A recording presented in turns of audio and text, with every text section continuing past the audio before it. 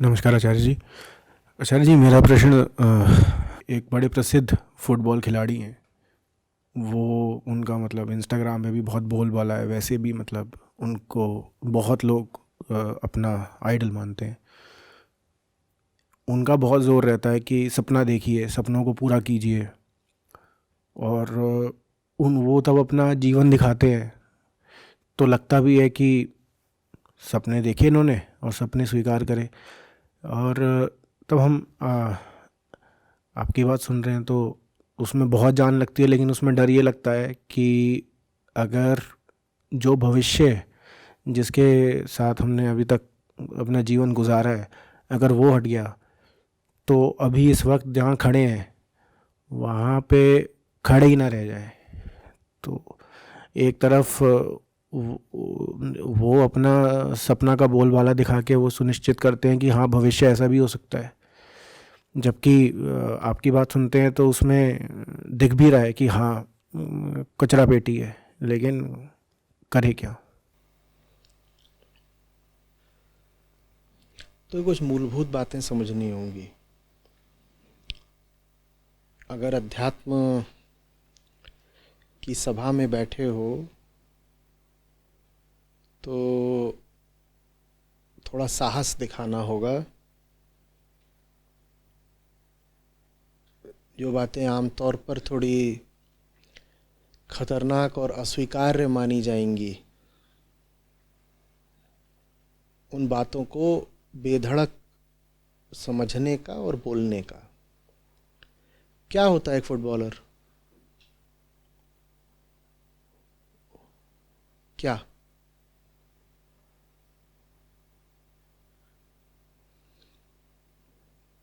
अध्यात्म का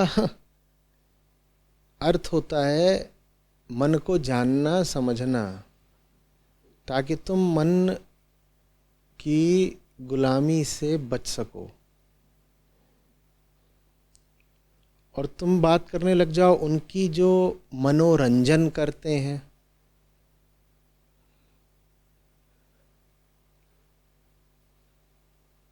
अध्यात्म है मनोलय के लिए, मन लीन हो जाए।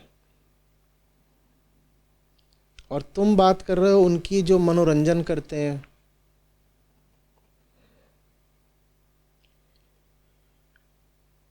और फिर उनकी बात का हवाला देकर कह रहे हो उन्होंने ऐसा कहा, उन्होंने वैसा कहा। और उनकी बात का हवाला भी तुम क्यों दे पा रहे हो, मैं बता देता हूँ।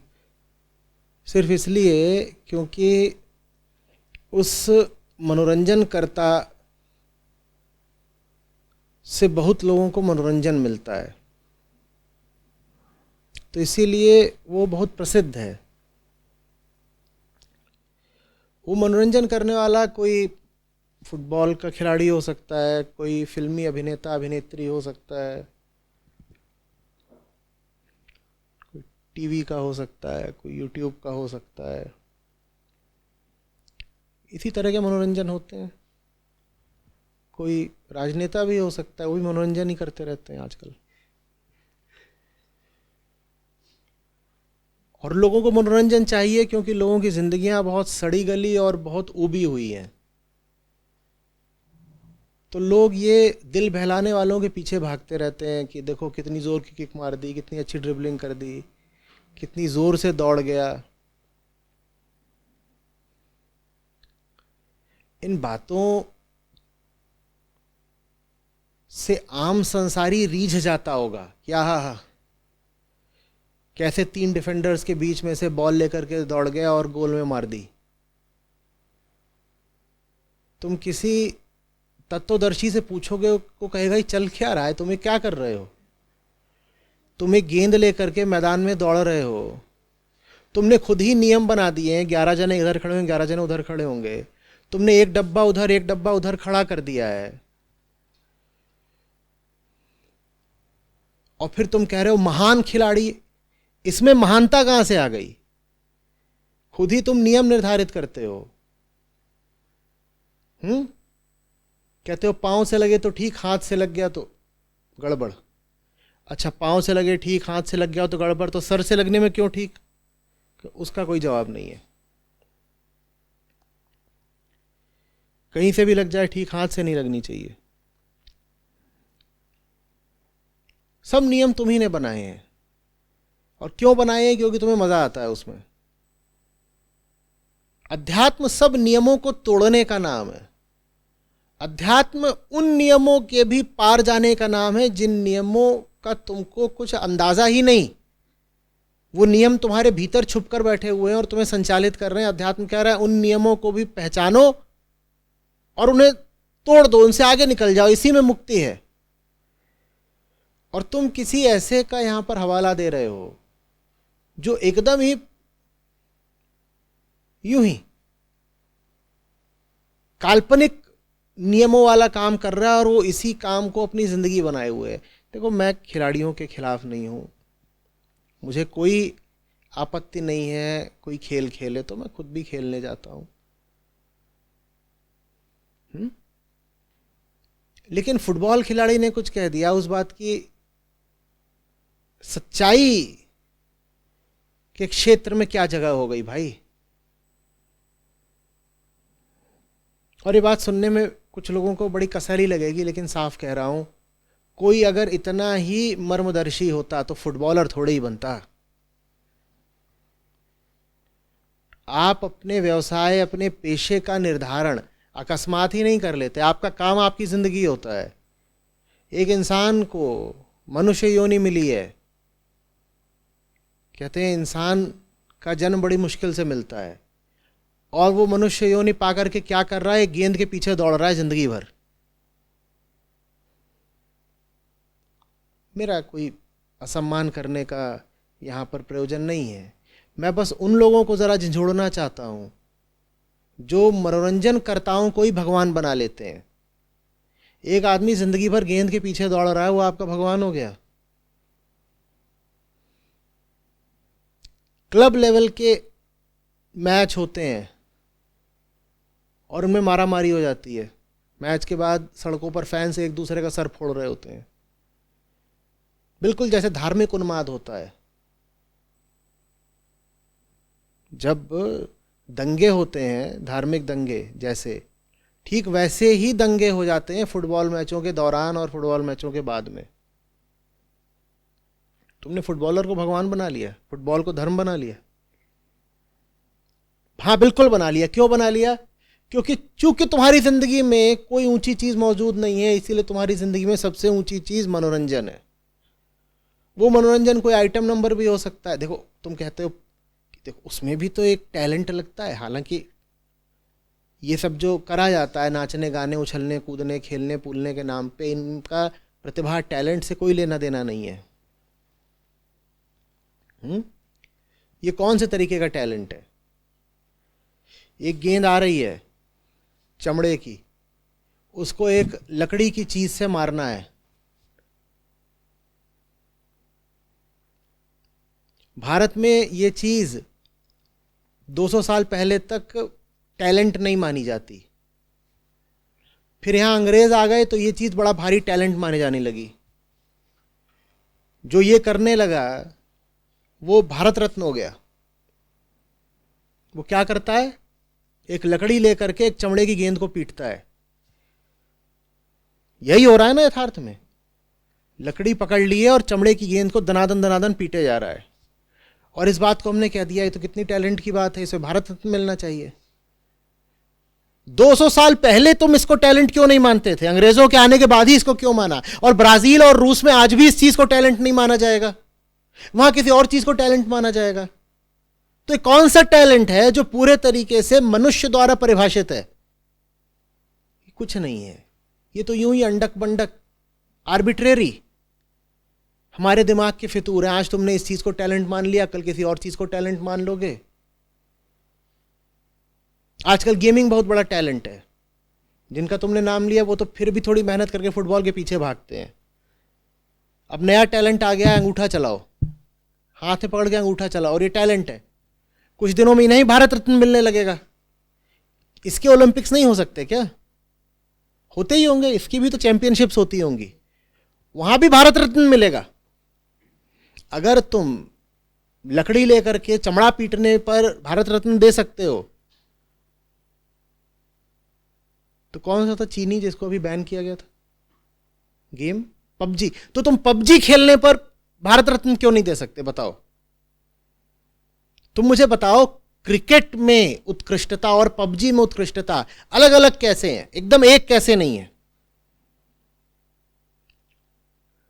टॉप क्रिकेटर को तुम भारत रत्न दे देते हो, राज्यसभा में उठाकर बैठा देते हो, तो पबजी वालों को क्यों कहते हो कि ये तो बाप का पैसा बर्बाद कर रहे हैं, नालायक, कहीं घर से निकाल दो इनको?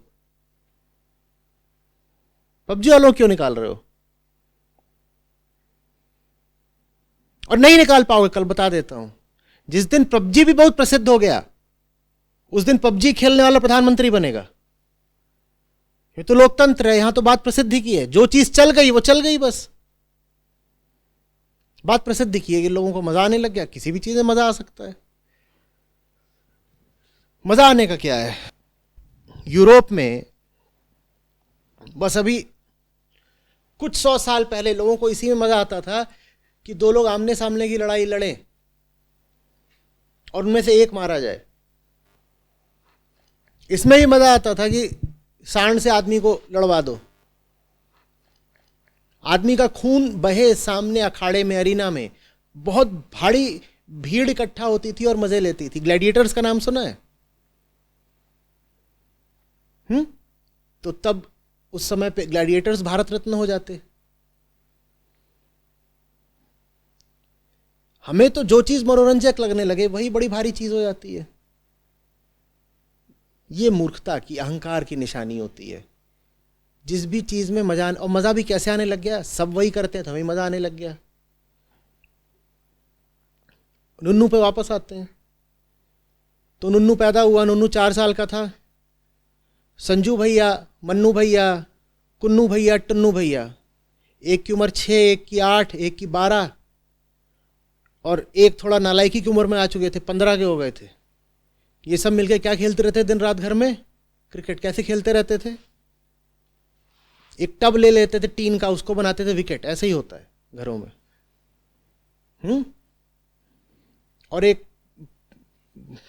बैडमिंटन का रैकेट ले लिया या टूटी हुई हॉकी स्टिक ले ली, उसको बनाया जाता था बैट। और एक प्लास्टिक की गेंद खरीदी जाती थी 4 रुपए की, उससे होता था क्रिकेट। अब नुन्नू देख रहा है 4 साल की उम्र से ये, तो नतीजा क्या हुआ? 8 की उम्र तक पहुंचते पहुंचते नुन्नू कहने लग गया, cricket is my passion, I live and die for cricket. Nunnu, मैं फिर पूछ रहा हूं, अर्जेंटीना में पैदा होता तो ये बोलता? जल्दी बोलो। जो चीजें तुम कहते हो कि तुम्हें मजा देने लग गई हैं, वो चीजें भी तुम्हें मजा नहीं देने लग गई। तुमने संजू भैया और टन्नू भैया से सीख ली है और ये तुम्हें पता भी नहीं।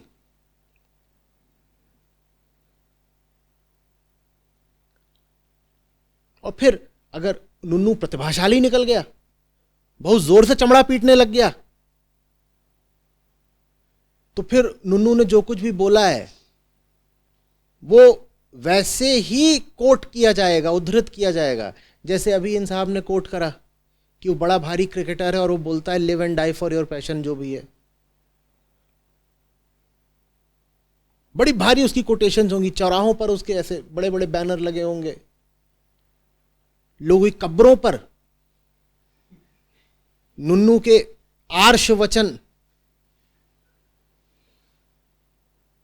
खोद खोद कर लिखे गए होंगे।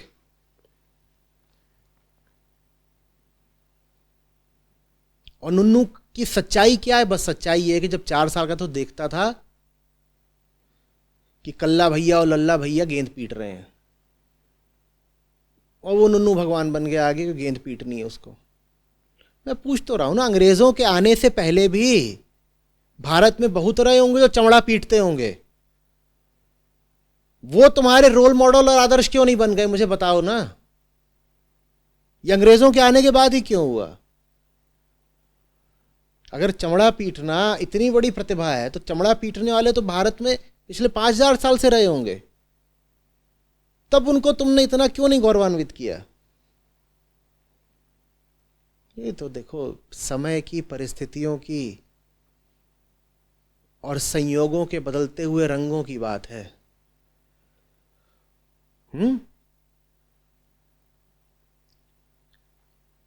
क्रिकेट और फुटबॉल भी पीछे छूट जाएंगे, हमने कहा पबजी आगे निकल जाएगा।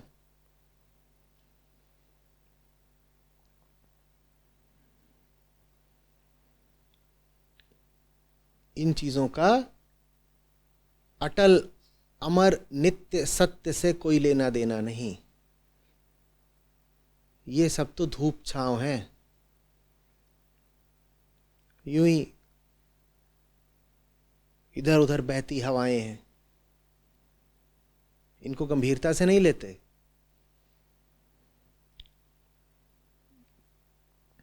बात आ रही समझ में?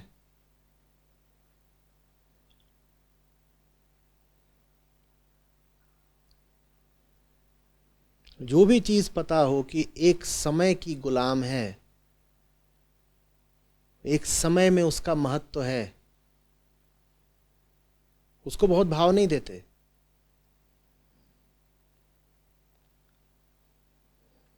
उन्नीस 50, 60, 70 के दशक के जो हीरो हीरोइन थे आज की फिल्मों में आए तो क्या होगा? तुम पेट पकड़ पकड़ के हंसोगे उनको देख के। क्यों? क्योंकि उनके पेट बड़े बड़े होते थे और वो बड़े अच्छे अभिनेता अभिनेत्री हो सकते थे, पर आज नहीं चलेंगे। अपने समय के वो भगवान थे, आज नहीं चलेंगे। तो समय की बात है, जो भी चीज समय की बात है उसको गंभीरता से मत लेना। और आज के जो शीर्ष अभिनेता अभिनेत्री हैं, जो आज के भगवान बने बैठे हैं, ये आज से 40 साल पहले होते तो कोई उन पर थूकता नहीं। इनको गंभीरता से मत ले लेना। ये तो संयोगों से राजा रानी बने बैठे हैं, इनमें कोई दम नहीं अपना, इनमें कोई नित्यता नहीं, इनमें कुछ ऐसा नहीं जो समय को मात दे दे। समझ में आ रही है बात?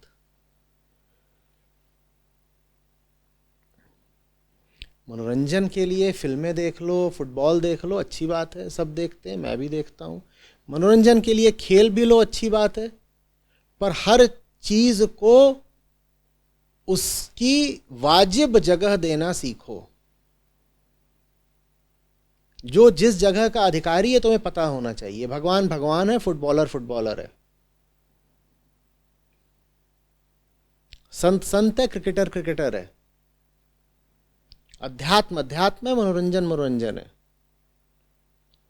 मनोरंजन करने वालों की बातों को ऋषियों की बातों के सामने नहीं रखते। मनोरंजन करने वालों से जीवन कैसे जीना ये नहीं सीखते।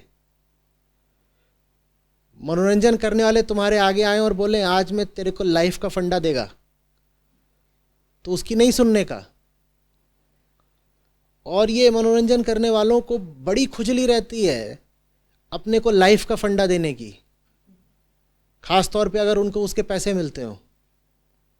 वो तुरंत आपको लाइफ का फंडा देंगे, देखो बच्चे कितने पैदा करने चाहिए, राइट पेरेंटिंग कैसे करनी चाहिए, और मीडिया तुमको बताएगा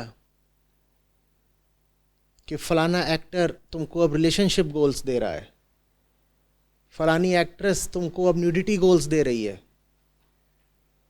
और तुम कहते हो हाँ देखो अब इन्हीं के अनुसार तो हमें जिंदगी जीनी है ना, यही तो ऊंचे लोग हैं, ये जैसे बताएंगे वैसे चलना होगा। अभी पिछली दिवाली पर एक बड़ी मीडिया वेबसाइट बता रही है एक पॉर्न स्टार को लेकर के कि learn from her how to celebrate Diwali. और उसने ये क्यों छापा? उसने इसलिए छापा क्योंकि उसको पता है कि इसी न्यूज़ पर क्लिक मिलती है, तभी तो उन वेबसाइट्स को ये सब छापना पड़ता है। उनको तो भाई ये देखना है कि कौन सी चीज़ ज़्यादा क्लिक हो रही, जो चीज़ ज़्यादा क्लिक हो रही है उसी तरीके की खबरें और आर्टिकल्स ज़्यादा छापेंगे। आपको बड़ी तत्परता रहती है एक पॉर्न स्टार को भी धार्मिक गुरु बना लेने की।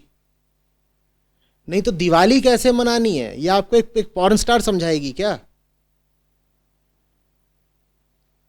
और उसने समझा भी वो यही रही थी कि इस दिवाली पर आप एथनिक रहते हुए भी इरोटिक हो सकती हैं। तो उसने कहा देखो, दिवाली का यही तो मतलब है कि एथनिक वियर होना चाहिए। एथनिक वियर माने आपको ब्लाउज पहनना है, लेकिन ब्लाउज की गहराई कितनी हो इस पर तो कोई नियम नहीं है ना। तो मैं आपके ब्लाउज को अनंत कुएं जितनी गहराइयां दूंगी। और लोगों ने कहा देखो, अनंतता की बात हो गई, ये तो बात आध्यात्मिक हो गई ना।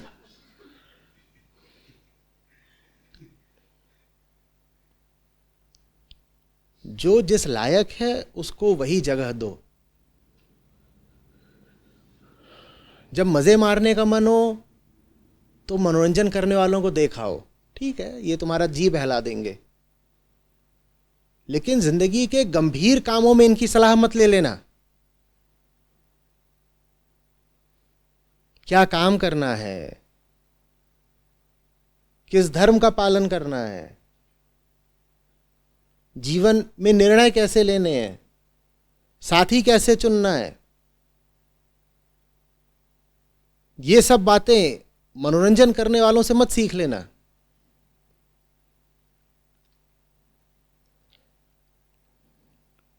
आ रही बात समझ में? हम ये अंतर करना ही भूल जाते हैं। हमें लगता है जो भी कोई प्रसिद्ध है वो जरूर ज्ञानी है। हम ऐसे मूर्ख लोग हैं कि हमने प्रसिद्धि और ज्ञान को बराबर रख दिया एक दूसरे के। हमें लगता है कोई प्रसिद्ध है तो ऊंचा होगा ही होगा। भाई बिल्कुल जरूरी नहीं है। तुम भूल ही गए कि हम लोग कैसे हैं। गिरा हुआ होकर के प्रसिद्ध होना बहुत ज्यादा आसान है, और ऊंचा होकर प्रसिद्ध होने में बहुत पापड़ बेलने पड़ते हैं।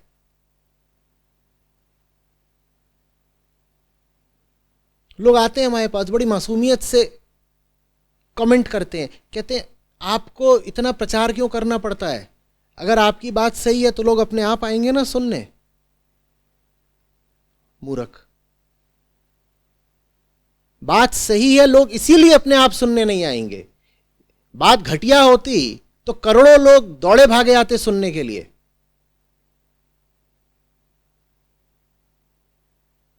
तो जहां करोड़ों लोगों को देखो वहां ये मत समझ लो कि कोई वहां पर कीमत है या ज्ञान है या योग्यता है। हम प्रसिद्धि और योग्यता को एक बराबर मान लेते हैं, इनको आइडेंटिकल रख देते हैं हम, समतुल्य नहीं। तो फिर आप कहते हो जो भी कोई प्रसिद्ध है वो ज्ञानी होगा तो उससे ज्ञान ले ही लो हाथ जोड़ करके। नहीं, ऐसे नहीं करना है। और कोई अपनी प्रसिद्धि के बल पर आप पर ज्ञान थोपने की कोशिश करे तो उससे कहिए तेरा काम है मेरा दिल बहलाना, दिल बहला और अपनी औकात याद रख। उसके आगे मुंह चलाने की कोशिश मत कर। तेरा काम है, ये चमड़े की गेंद है, इसको लात मार और इधर से उधर उस गोल में डाल, इस गोल में डाल, कभी ऊपर उछाल कभी सर से मार। ज्ञान देने की कोशिश मत कर। ज्ञान देना तेरा काम नहीं है। ज्ञान देना उपनिषदों के ऋषियों का काम है।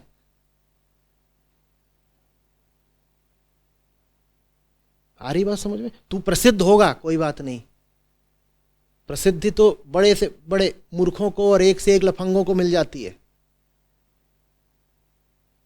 99% लोग जो प्रसिद्ध हैं तुम देखना उनको वो कौन है, उनका यथार्थ क्या है।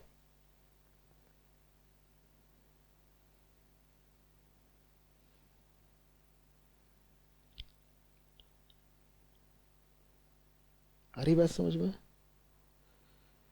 आप जवान लोग हो, किसी के रुतबे, शोहरत,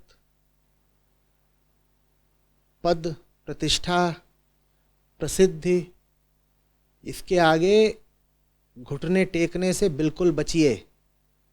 चाहे वो कोई इंसान हो, चाहे कोई संस्था हो, इंस्टीट्यूशन हो, चाहे वो सरकार हो, चाहे कुछ भी हो। आ रही बात समझ में? सिर्फ इसलिए कि किसी के पास ताकत है, दौलत है, रुतबा है,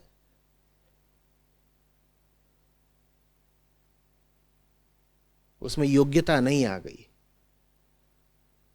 उसमें चेतना की ऊंचाई नहीं आ गई। और इज्जत देने लायक सिर्फ चेतना की ऊंचाई है।